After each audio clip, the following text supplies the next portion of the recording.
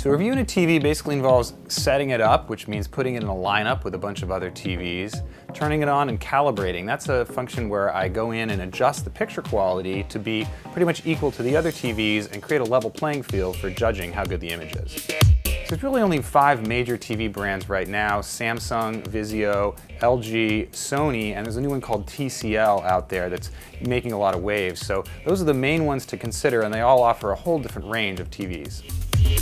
The main thing to consider is how large of a TV you want. They range from 27 all the way up to 80 inches. You also want to consider how much priority you place on image quality. So different TVs get more and more expensive generally when they perform better. If you really value the best image quality, you're going to have to pay a little bit more. I would always say get an even larger TV than you think you need. Unless you have the kind of cabinet that restricts your TV space, the bigger TV is generally going to be better. If you're in a bedroom, I recommend you go to 50 or 55 inches if it's across the room.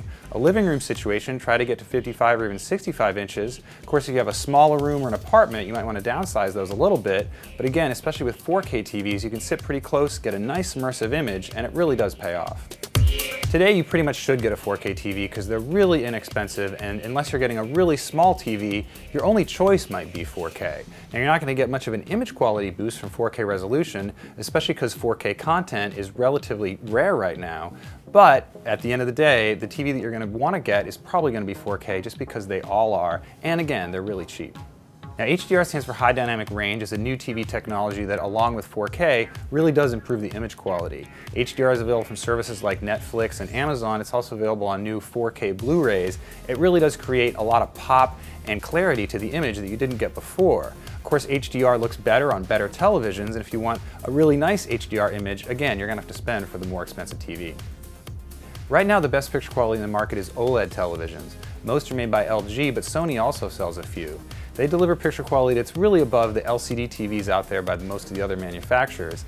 They produce really good image quality even to people who don't notice those sorts of things. Of course, most TVs are LCD and those OLEDs are very expensive, and there's some very good performing LCD TVs out there, especially ones that have local dimming. So smart TV functions are built into most TVs these days. We still think people should use a media streamer instead of the smart TV, but a lot of people want the convenience of just a single remote and using the built-in apps on their televisions. Some systems are better than others. We really like Roku TVs these days because they built Roku streamer functionality right into the television itself. Samsung and LG also do a pretty good job with their smart TV apps. TV style also varies widely. You can get some TVs that look really nice, really thin, that really blend into the room well, and some that look relatively generic. TV remotes are also a little bit different from one to the other. If you have a remote that can control different devices or operate without having to have line of sight to the TV, that's pretty cool. Room lighting does affect the picture quality of a lot of TVs, and some are brighter than others, but at the end of the day, most TVs are going to be bright enough for most rooms. One way to get around that is to select the picture mode that best accommodates the room lighting. A lot of TVs have a movie mode or a mode that's designed for dark room. I actually like that mode for pretty much any room lighting situation. Set it to the movie mode, and if it seems too dark, you can increase the backlight or other lighting adjustment on the television, and that'll preserve the most accurate picture and also make up for those relatively dim settings. So some TVs these days are building in the ability to work with one of the smart speakers like Alexa and Google Home. Amazon Alexa is available as a beta function on some Sony TVs, for example, and you can do things like call up different apps and change channels. There's also the ability of the Google Home to work with Vizio TVs directly to launch apps and, for example, search for YouTube videos.